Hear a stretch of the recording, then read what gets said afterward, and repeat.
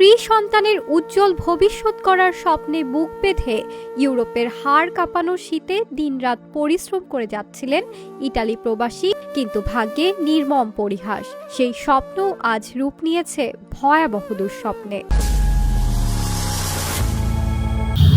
আপনারা জানেন যে একজন প্রবাসী যে কিনা দেশে সবকিছু রেখে পরিবার পরিজন ভালোবাসার মানুষ রেখে শুধুমাত্র পরিবারকে সুখী করার আশায় এবং সচ্ছলতার আশায় কিন্তু প্রবাসে চলে যায়। অনেকেই প্রবাসে চলে যায় বিয়ে করে, কেউ বা বিয়ে ছাড়া। আর যারা বিয়ে করে যায় তাদের কিন্তু সব থেকে ভালোবাসার এবং বিশ্বাসের জায়গা কিন্তু থাকে তার প্রিয়তমা স্ত্রী। এবং আমরা জেনে থাকি যে বেশিরভাগ রেমিটেন্স যোদ্ধারাই কিন্তু যদি অভিভাবক থাকে সেক্ষেত্রে তাদের উপার্জনের টাকা তাদের বাবা মার কাছে, অথবা যদি বাবা মা না থাকে বা প্রিয়তমা স্ত্রীর কাছেই কিন্তু পাঠিয়ে থাকে। ঠিক এরকম একটি ঘটনা আজকে আপনাদেরকে আমরা জানাবো, যেখানে একজন প্রবাসী ভাই যার সমস্ত অর্জন সে তার স্ত্রীর কাছে পাঠিয়েছিল এবং সেই উপার্জনের টাকাটা নিয়ে পরক্রিয়া প্রেমিকের সাথে পালিয়ে গেলেন সেই স্ত্রী। এই ঘটনাটি কোথায় ঘটেছে এবং কিভাবে ঘটলো বিস্তারিত জানবো সোহেল মাহমুদ থেকে, এবং আপনাদের সাথে রয়েছে আমি স্নিগ্ধা আখি। জি সোহেল মাহমুদ। ধন্যবাদ আখি আপনাকে, এবং ধন্যবাদ নতুন সময় সকল দর্শককে যারা এই অনুষ্ঠান দেখছেন। তো আজকে আপনাদের আমরা যে অনুসন্ধানী প্রতিবেদনটি জানাবো সেটি খুবই দুঃখজনক একটি ঘটনা, এবং এই ঘটনাটি ঘটেছে গত 1 এপ্রিল বুধবার দুপুর 2টার দিকে। রোজিনা আক্তার তিশা নামের এক গৃহবধূ তার প্রবাসী স্বামীর পাঠানো সকল টাকা পয়সা এবং স্বর্ণালংকার নিয়ে তার 4 বছর বয়সী একমাত্র কন্যা সন্তানকে একা বাসায় রেখে পরকীয়া প্রেমিকের সাথে পালিয়ে যায়। আর এই ঘটনাটি এলাকায় চাঞ্চল্যের সৃষ্টি করে। তো এই যে গৃহবধূ রোজিনা আক্তার তিশা তার পরকীয়া প্রেমিকের সাথে পালিয়ে গেল, এরপর আমরা যখন তার অনুসন্ধান করতে যাই, তার যে দেবর উজ্জ্বল, তার সাথে আমরা কথা বলে জানতে পারি 2014 সালে পারিবারিকভাবে কেরানীগঞ্জের আটিবাজার হিজলা গ্রামের শফিউদ্দিনের মেয়ে রোজিনা আক্তার তিশার সাথে তার বড় ভাই আব্দুল কাদিরের পারিবারিকভাবেই বিয়ে হয়। তার ভাই বিয়ের আগে থেকেই ইতালি প্রবাসী ছিল, অর্থাৎ সে কিন্তু বিয়ের জন্যই প্রবাস থেকে ছুটি নিয়ে এসেছিল, এবং বিয়ে করে সাধারণত প্রবাসীরা যেটা করে ছুটি শেষে আবার প্রবাসে ফিরে যায়। তো কাদিরের ক্ষেত্রেও সেটাই ঘটেছিল, এবং সে যথারীতি ইতালিতে চলে যায়। ইতালি যাওয়ার পর তার ছোট ভাই এবং তার বউয়ের কাছ থেকে আমরা জানতে পারি এই যে তিশা এবং কাদির তাদের দাম্পত্য কলহ কিন্তু লেগেই ছিল।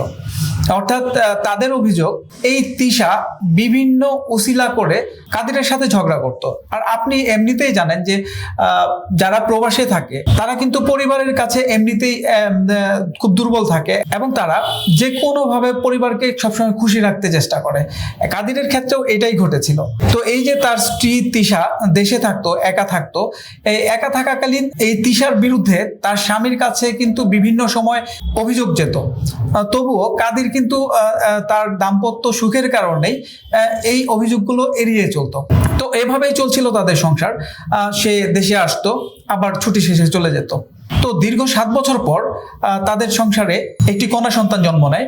এই কন্যা সন্তান জন্ম নেওয়ার পর তাদের সংসার কিন্তু একটি স্থায়ী রূপ ধারণ করে এবং তাদের সংসার চলতে থাকে। তো এমত অবস্থায় কাদির যখন প্রবাসে থাকে তখন এই যে রোজিনা আক্তার তিশা তার স্বভাবগতভাবেই সে কিন্তু পরকীয়া করতে থাকে, যে অভিযোগগুলো তার স্বামী কিন্তু আগেও পেত এবং সে এড়িয়ে যেত। এবং আমরা কাদিরের ছোট ভাই উজ্জ্বলের কাছে যেটা জানতে পারি, তিশার যে পরকীয়া প্রেমিক তিনি কিন্তু এই যে কাদিরদের বাড়ির যে পাশের বাড়ি আছে সে বাড়িতে ভাড়া থাকতো, এবং তার নাম হচ্ছে হাফেজ নাজমুল।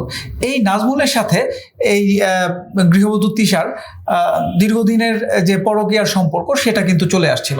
তো এই যে হাফেজ নাজমুল তার সাথে যে কাদিরের স্ত্রী তিশার সম্পর্ক, এটা কিন্তু কাদির আগে থেকেই জানতো। এটা জেনেও সে কিন্তু তার স্ত্রীকে বোঝাতো, যেহেতু তার যে একটি কন্যা সন্তান আছে এবং এই সন্তানের দিকে চেয়েও কিন্তু সে তার স্ত্রীর যে এইরকম একটি অন্যায়, সে অন্যায়কেও কিন্তু সে এই অন্যায় থেকে তাকে ফেরানোর জন্য বিভিন্নভাবে বোঝাতো।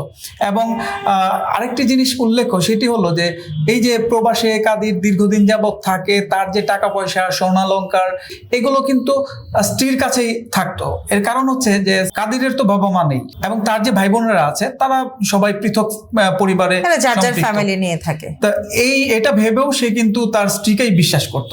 এবং কাদিরের ছোট ভাই উজ্জ্বলের স্ত্রী সীমার কাছে আমরা এটাও জানতে পারি যে কাদির এই যে তার বিদেশ থেকে টাকা পয়সা পাঠানো, এগুলো তো সব তার স্ত্রীর কাছেই পাঠাতো।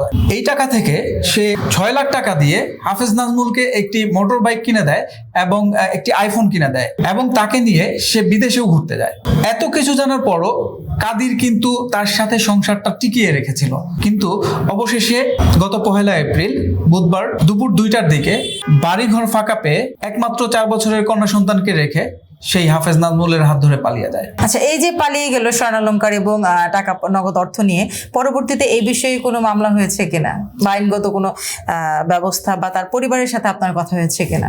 তো এই ঘটনার পরবর্তীতে যখন প্রবাসী কাদিরের ছোট ভাই উজ্জ্বল এবং তার স্ত্রী বাড়িতে ফিরে আসে, তখন দেখে তার ভাইয়ের বাসায় তার ভাবি নেই এবং তার যে একমাত্র ভাতিজি আছে সে একা বাসায়। তখন তারা খোঁজ নিয়ে জানতে পারে যে তাদের পাশের বাসার যে ভাড়াটিয়া নাজমুল, তার ভাবির পরকীয়া প্রেমিক, তার হাত ধরে এসে চলে গেছে।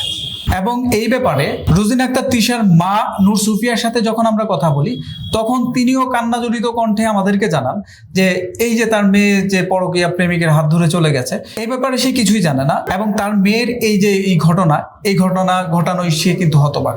এবং এই ব্যাপারে কেরানীগঞ্জ মডেল থানার ভারপ্রাপ্ত কর্মকর্তা এম সাইফুল আলমের সাথে যখন আমাদের কথা হয়, তখন তিনি জানান এই ব্যাপারে কাদিরের ছোট ভাই উজ্জ্বল বাদী হয়ে একটি মামলা করেছে এবং এই মামলার পরবর্তী কার্যক্রম তারা চালিয়ে যাচ্ছে। আচ্ছা, এই যে ঘটনা, এই ঘটনার যে ভুক্তভোগী মূলত কাদির, প্রবাসী কাদির, ওনার সাথে কি আপনাদের কথা হয়েছে কিনা বা উনি আপনাদেরকে কিছু জানিয়েছে কিনা?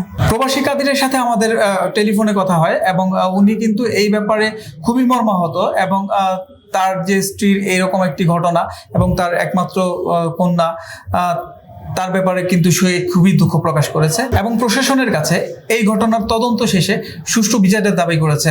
জি, ধন্যবাদ সোহেল মাহমুদ। ধন্যবাদ দর্শক এতক্ষণ সময় আমাদের সাথে থাকার জন্য।